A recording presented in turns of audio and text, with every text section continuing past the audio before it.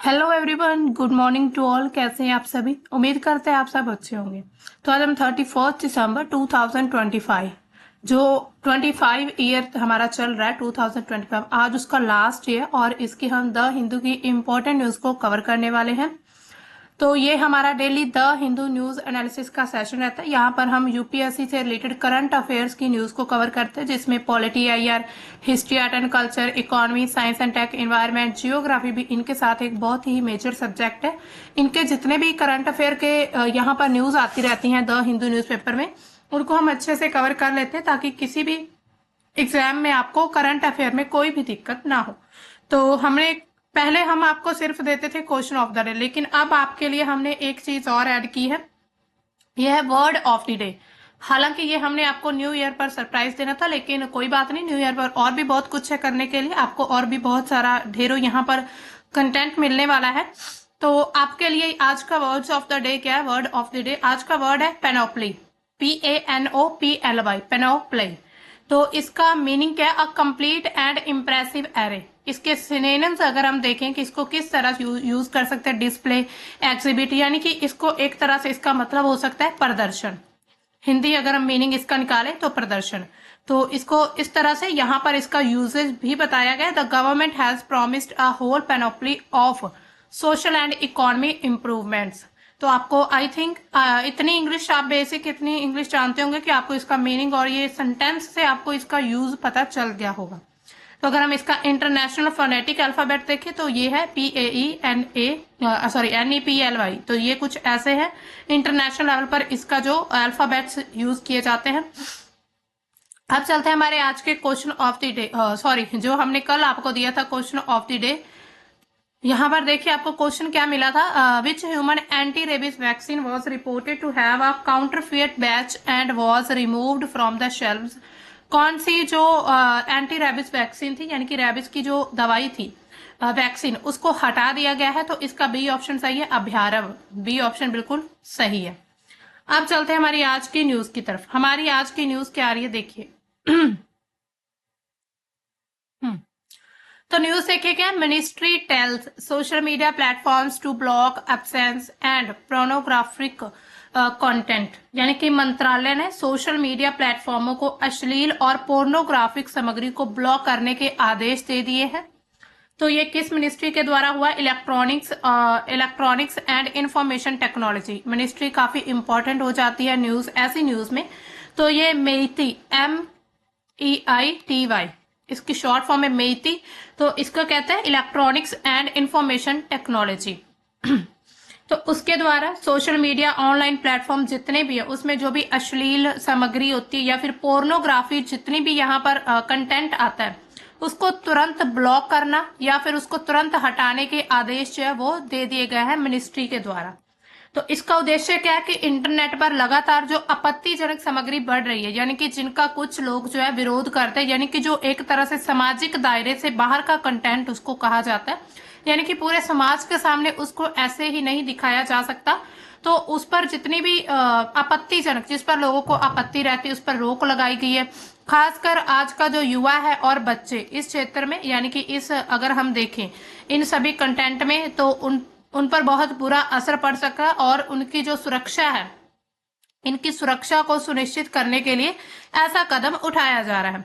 इसके अलावा सरकार का निर्देश क्या कर दिया गया, जो भी मंत्रालय मेइती, उन्होंने क्या कहा है कि सोशल मीडिया जितनी भी कंपनी है, जो कंटेंट शेयरिंग प्लेटफॉर्म्स होते हैं, जिसमें जो भी हम मान सकते हैं यूट्यूब जो होते हैं, OTT जो प्लेटफॉर्म्स रहते हैं, उन सभी पर, और जितनी भी वेबसाइटें हैं, उन सभी को ये आदेश दे दिए गए। अश्लील, पोर्नोग्राफिक और यौन रूप से आपत्तिजनक सामग्री को तुरंत हटा दिया जाएगा। जो भी ऐसी सामग्री रहेगी, ऐसी सामग्री के प्रसार को रोका जाएगा, यानी कि इसको आगे शेयरिंग ना हो सके, यानी कि एक तरह से इसको रोक दिया जाएगा प्रसार को। भारत के कानूनों का सख्ती से पालन किया जाएगा। अब देखिए कदम क्यों उठाया गया, सरकार क्या कहती है इस कदम को लेकर। उन्होंने कहा है कि लगातार अगर हम देखते हैं तो अश्लील सामग्री जो है ना, ये सोशल मीडिया पर बढ़ती जा रही है बहुत ही ज्यादा, यानी कि मतलब हम कह सकते हैं जो पहले जो सामग्री होती थी उसके करीब 2 गुना ये सामग्री आज हमें देखने को मिलती है। हर ऐसे सोशल मीडिया में चाहे हम इंस्टा की बात करें, चाहे हम यूट्यूब की बात करें, चाहे किसी भी और प्लेटफॉर्म की बात करिए, तो वहां पर ये जो है सामग्री आसानी से पहुंच जाती है और ये काफी ज्यादा एक चिंता का विषय बन चुका है। इसके अलावा महिलाओं, नाबालगों से जुड़ी कुछ आपत्तिजनक सामग्री जो कि सामाजिक मानसिक संतुलन को भी नुकसान पहुंचाती है। इसके अलावा कई प्लेटफॉर्म पहले से नियम होने के बावजूद ठोस कार्यवाही नहीं कर रहे, यानी कि ऐसा नहीं है कि इनके लिए नियम नहीं बनाया गया।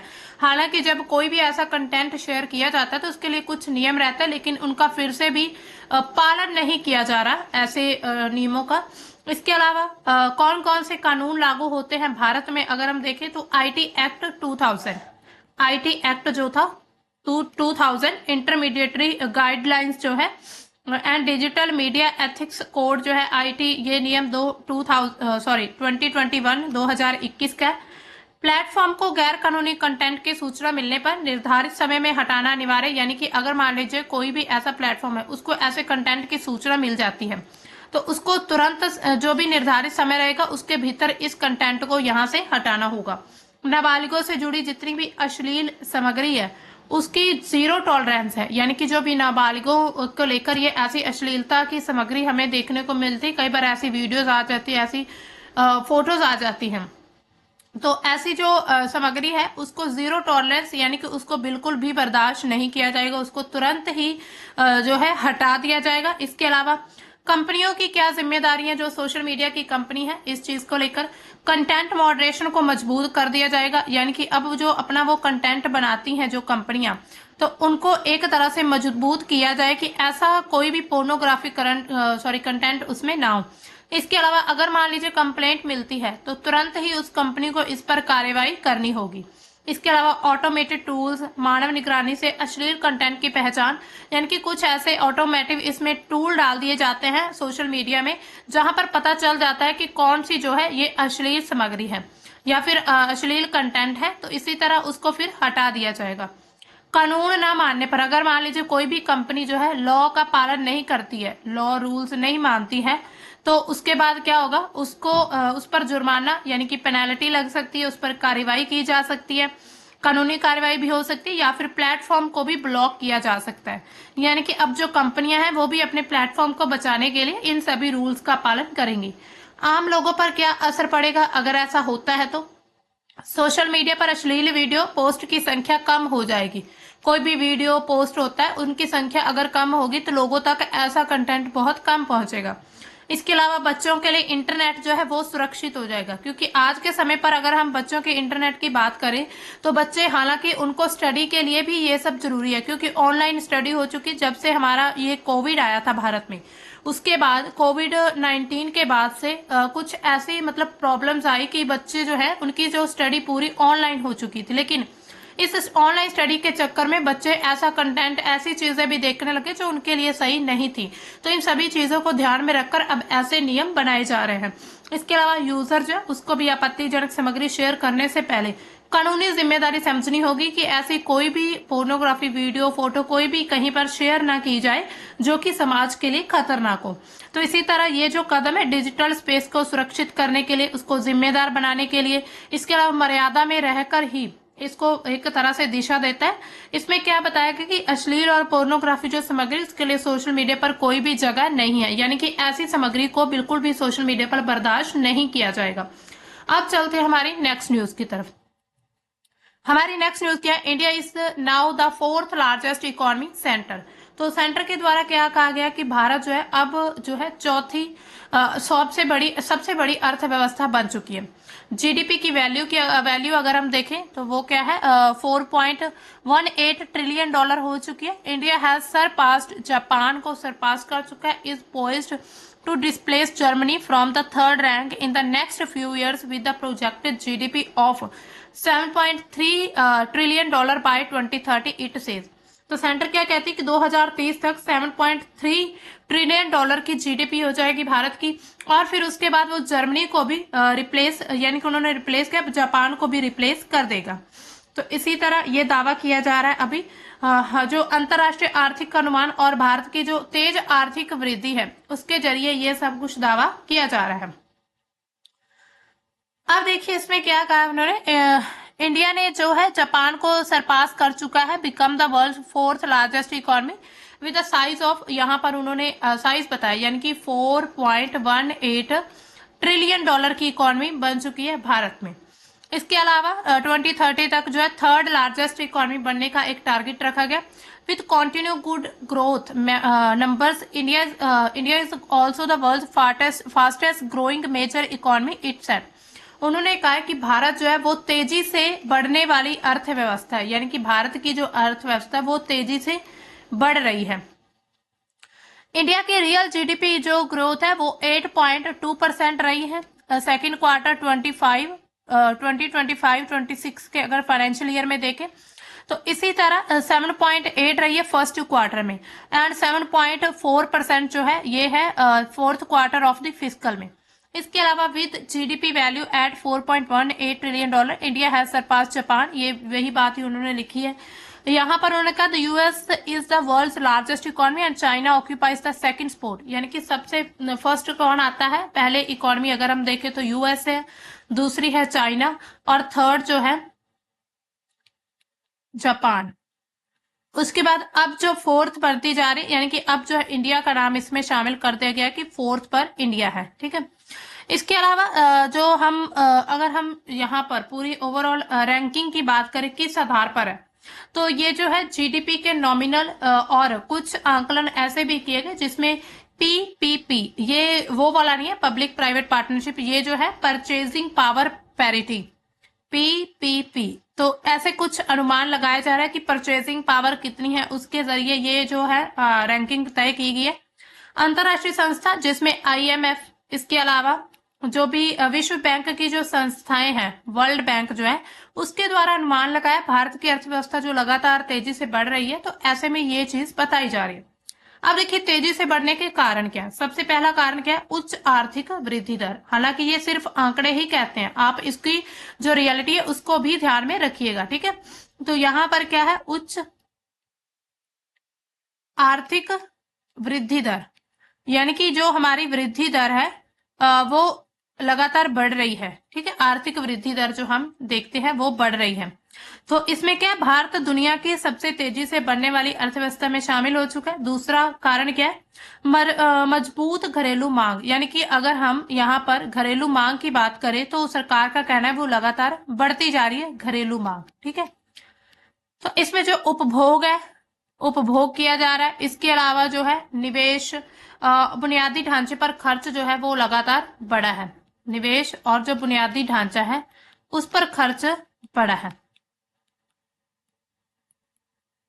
ठीक है। तो इसके अलावा तीसरा कारण बताया जा रहा है मैन्युफैक्चरिंग का जो सेक्टर है, मैन्युफैक्चर का सेक्टर इसमें काफी ज्यादा इंपॉर्टेंट है।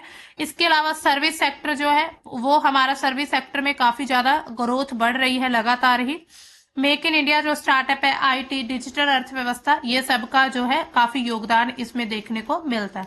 इसके अलावा कुछ सरकारी सुविधाएं सुधार किए जा रहे हैं, कुछ ऐसी योजनाएं भी लाई जा रही हैं जिसमें जो जीएसटी है, इसके अलावा डिजिटल भुगतान है किया जा रहा है, जो हमने अभी मतलब हर तरह से डिजिटलाइजेशन हो रहा है।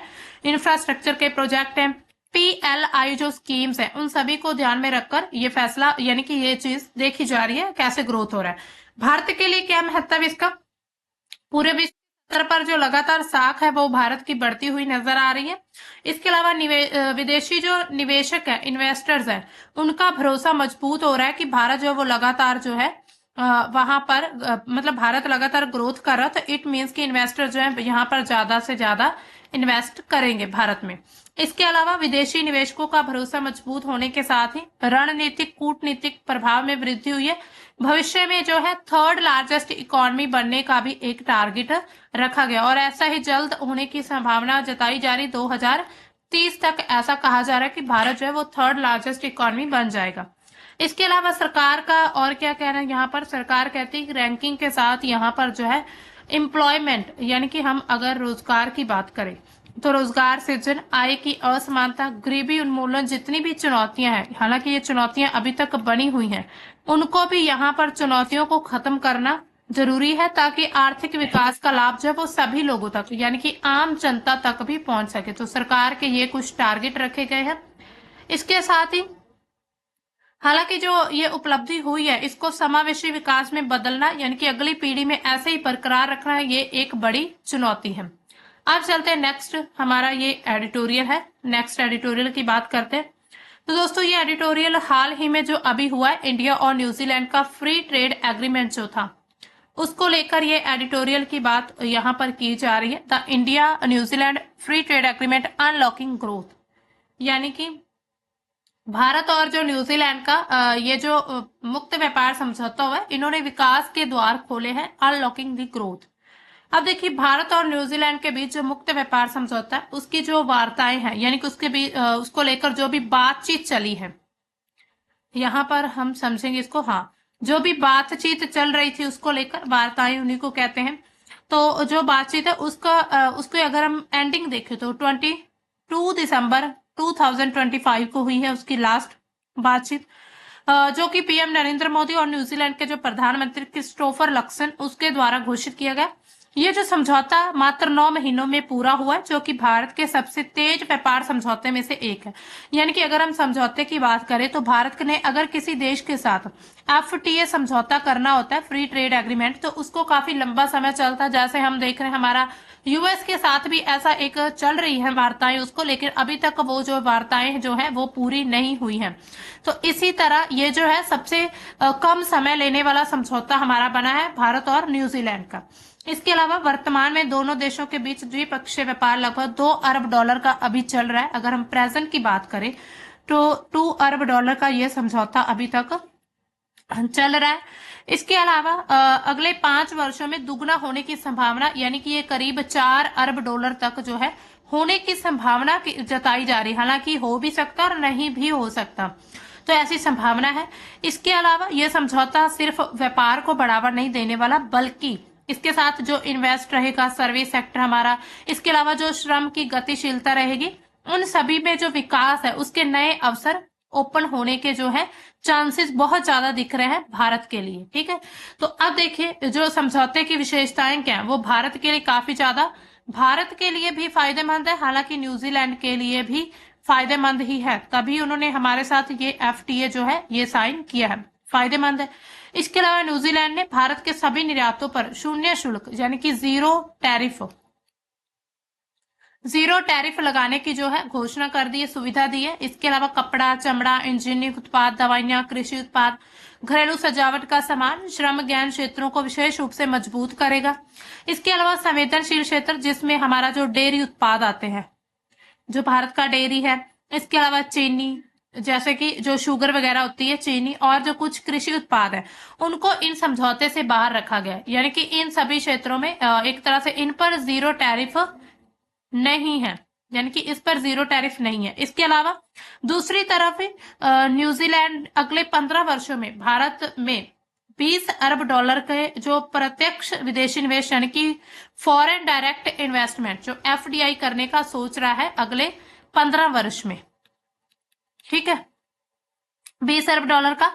इसके अलावा कृषि जो उत्पाद है उसको बढ़ाने के लिए एप्पल, कीवी फ्रूट, शहद जैसे जितने भी क्षेत्र हैं उसमें केंद्र जो है यहाँ पर जो है स्थापित किए जाएंगे। यहाँ पर यूनिट्स ओपन होगी, सेंटर ओपन होंगे, जो कि भारतीय किसानों को पूरे विश्व की श्रृंखला से जोड़ने का काम करेंगे। इसके अलावा ये जो समझौता है ये सेवा, श्रम, गतिशीलता पर काफी जोर देता है। यहाँ जहां पर भारत की जो तुलनात्मक लाभ स्पष्ट रूप से दिखाई देता है। भारतीय पेशेवर जो है, यानी कि यहाँ पर जो स्किल्ड पर्सन है या फिर स्किल्ड हम लेबर की बात करें लेबर है, इसके अलावा कुशल श्रमिक हैं और जो छात्र हैं उनको न्यूजीलैंड में आसानी से पहुंच मिलेगी। यानी कि जो स्टूडेंट वीजा पे, स्टडी वीजा पे जाते हैं उनको आसानी हो जाएगी इस चीज को लेकर।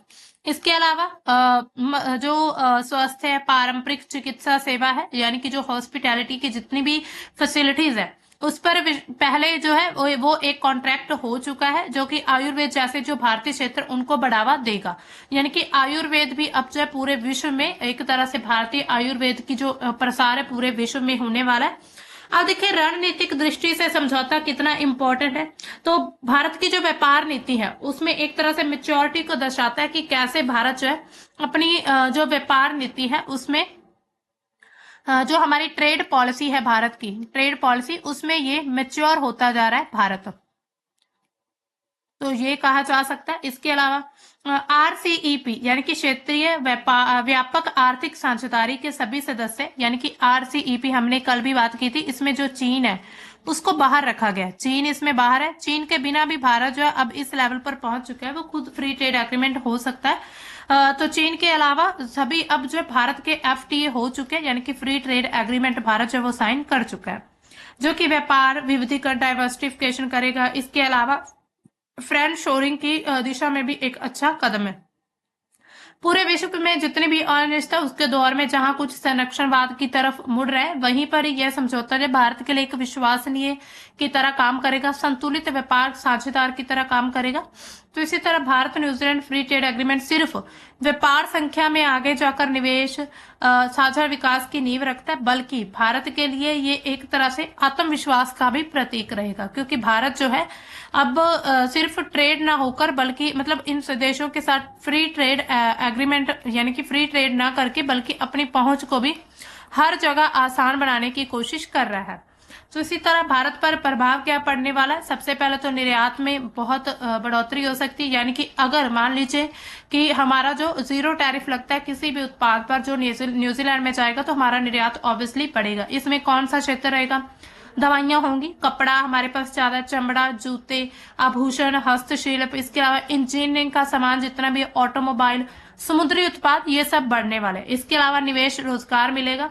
न्यूजीलैंड जैसे कि हमने देखा कि 15 वर्षों में जो है 20 अरब डॉलर का जो है वो यहाँ पर एक तरह से प्रत्यक्ष विदेशी निवेश मतलब कि करेगा। तो उसको लेकर यहाँ पर लोगों को क्या है, रोजगार मिलेगा। इसके अलावा सेवाओं और श्रम गतिशीलता में लाभ होने वाला है।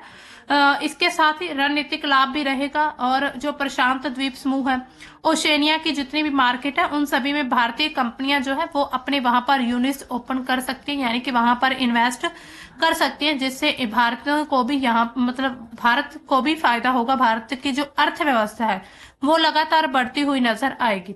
तो इसी तरह काफी फायदा हो सकता है। अब चलते हैं हमारी नेक्स्ट न्यूज की तरफ। नेक्स्ट न्यूज हमारी क्या कह रही है, ये भी हमारी इकोनॉमी से रिलेटेड है। Small value retail digital payments on the rise, RBI report. तो RBI की एक रिपोर्ट पेश की गई है, जिसमें क्या कहा है कि छोटे मूल्य के खुदरा डिजिटल भुगतान में वृद्धि हुई है।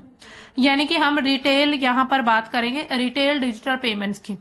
UPI interface accounted for a majority share in transaction volume, while real time gross settlement accounted for the largest share in the value term. यानी कि खुदरा डिजिटल भुगतान में जो है वृद्धि हुई है। कैसे? डिजिटल भुगतान का जो वॉल्यूम है लगभग सार्वभौमिक है। RBI की रिपोर्ट के अनुसार जो है ड्यूरिंग 24-25 में डिजिटल पेमेंट्स जो थे वो 17.9% की ग्रोथ से बढ़े थे, accounting for 97.6% of India's total payments. In contrast payments through paper based instrument, जिसमें चेक वगैरह की अगर हम बात करें, डिक्लाइंड ड्यूरिंग द ईयर, यानी कि इस साल में बहुत सारे चेक डिक्लाइन हुए, representing the remaining 2.4%। The RBI said in its report on trend and progress of banking in India in 24-25। इसी तरह अब जो है बताया जा रहा है the average value of retail digital payment decrease to, यानी कि डिक्रीज हुई है यहाँ पर 24-25 में। तो अब जो है 23 मतलब 2023-24 के अगर हम यहाँ पर बात करते 2023-24 के जो रिपोर्ट है उसके मुकाबले अगर हम उसकी तुलना करें 2024-25 में, तो 24-25 में जो है वो काफी ज्यादा गिरी है। यहाँ पर जो है डिक्रीज हुई है पेमेंट्स की, जो हम देखें ग्रोथ। तो यहाँ पर दोस्तों रिटेल डिजिटल पेमेंट्स क्या है, यानी कि यहाँ पर आप देखते हैं स्कैनर के जरिए जो हम रिटेल वगैरह की शॉप पर, या फिर ऐसे जो छोटे छोटे मतलब जब हम देखते हैं ग्राउंड लेवल पर ये जो UPI का यूज करना, मेनली हम इसको मान सकते हैं। इसके अलावा UPI जो है ये छोटे टिकट खुदरा भुगतान जो है उनका एक प्रमुख माध्यम बन चुका है। UPI का हिस्सा जो है कुल डिजिटल भुगतान में सिर्फ 85% तक पहुंच चुका है, मतलब लगभग, सिर्फ नहीं हम कह सकते, बहुत ही है, 85%।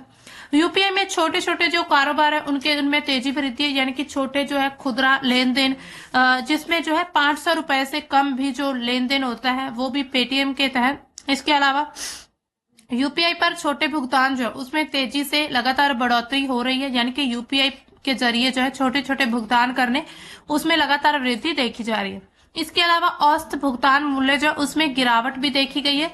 खुदरा डिजिटल ट्रांजैक्शन का औसत मूल्य जो वो लगातार कम हुआ है, जिससे क्या पता चलता है कि लोग छोटे छोटे अपने एक दिन के खर्चे के लिए भी डिजिटल का उपयोग कर रहे हैं। यानी कि दिन के जो हमारे दिनचर्या में जितने भी खर्चे होते रहते हैं उसके लिए भी ये जो है डिजिटल पेमेंट्स का यूज किया जा रहा है।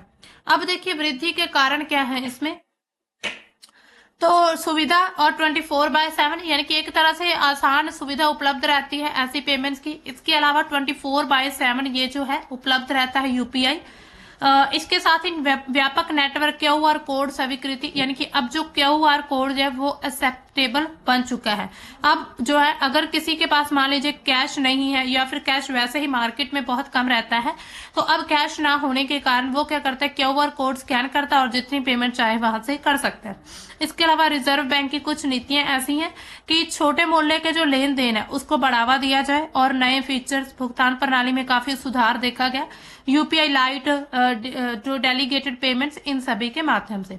अब देखिए क्या इससे आर्थिक व्यवहार बदल रहा है भारत का, तो बिल्कुल बदल रहा है। छोटे खर्चों में डिजिटल उपयोग की प्रवृत्ति देखी जा रही है, जिसमें खाद्य हम देखते हैं, हमारा खाने पीने का जो भी सामान होता है, किराने का सामान हो जाता है।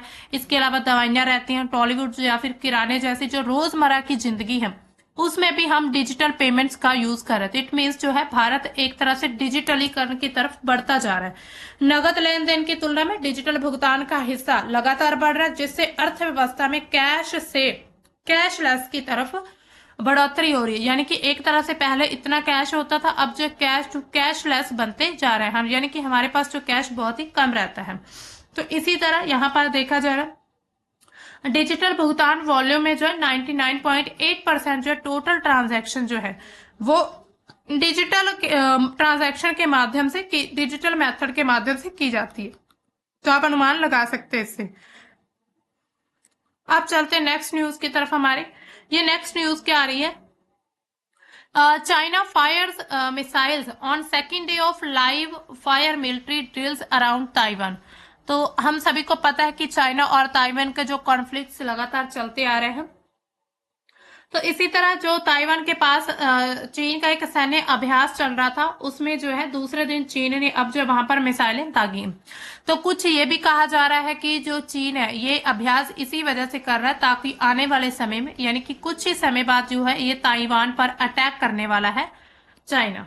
तो चीन की जो पीपल्स लिबरेशन आर्मी ने ताइवान के चारों तरफ एक बड़े पैमाने पर एक मिलिट्री एक्सरसाइज की है और दूसरे दिन मिसाइलें, रॉकेट वगैरह यहां पर फायर किए हैं। इसके अलावा इसी दौरान चीन ने समुद्र हवा दोनों तरफ से वास्तविक फायरिंग यानी कि लाइव फायरिंग की है, जिसमें 27 रॉकेट मिसाइलें दागी गई थी।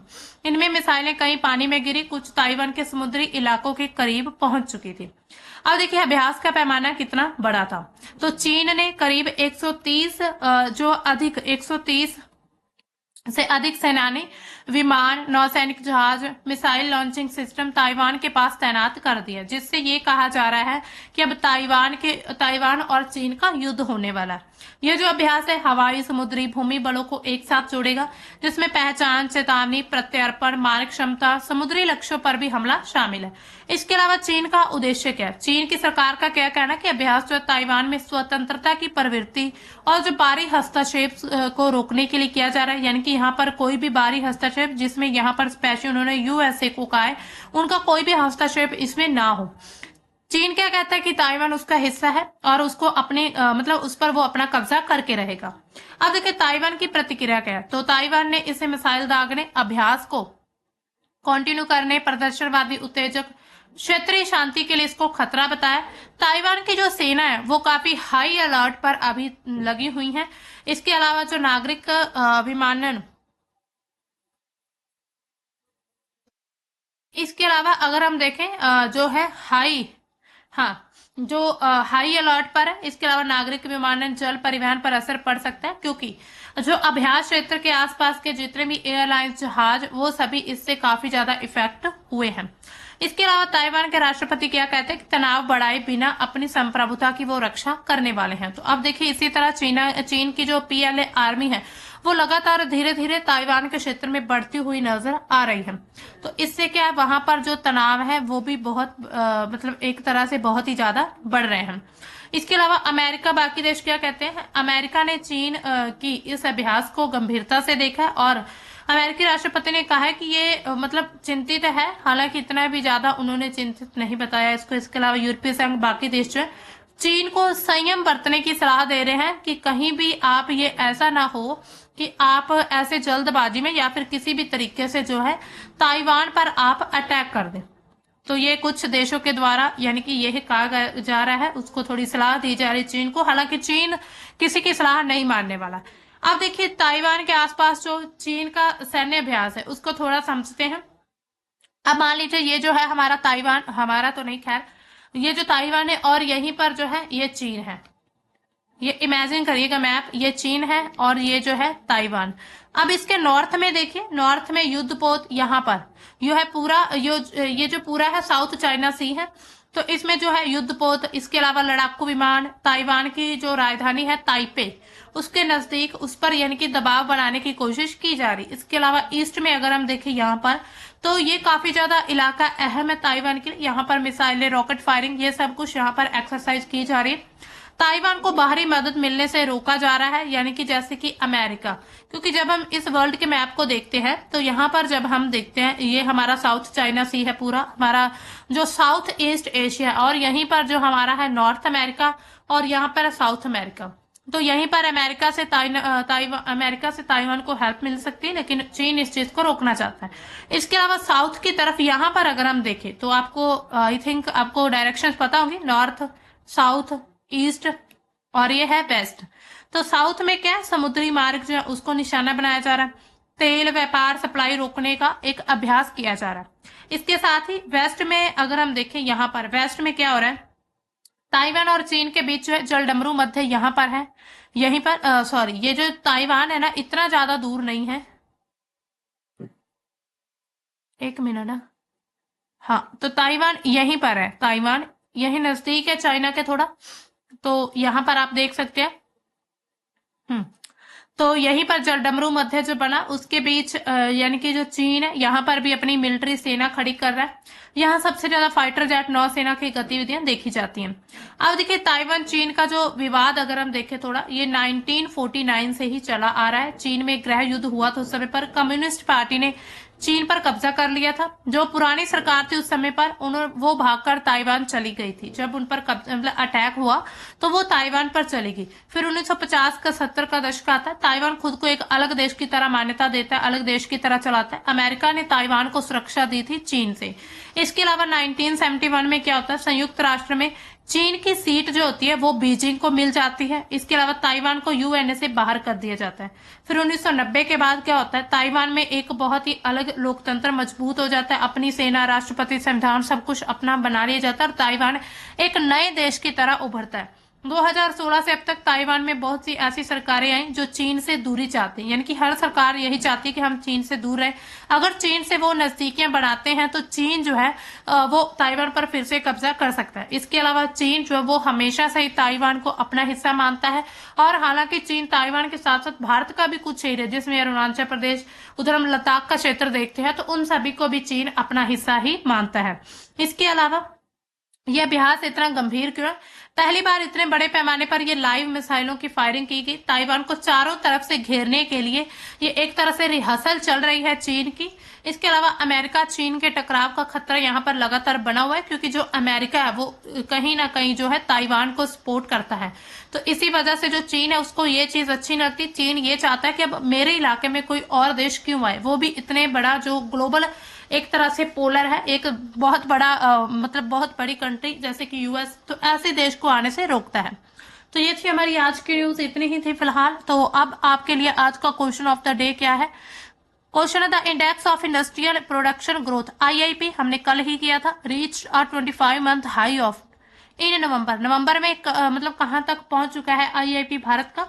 तो आपने बताना है सही ऑप्शन क्या है। ये है ए ऑप्शन, ये है बी, ये है सी और ये है डी। हमने कल ही इसका किया था, आई होप आपको याद होगा इसका आंसर क्या है। तो मिलते हैं हम अपने कल के द हिंदू के सेशन में, तब तक के लिए बाय, थैंक्स फॉर वॉचिंग।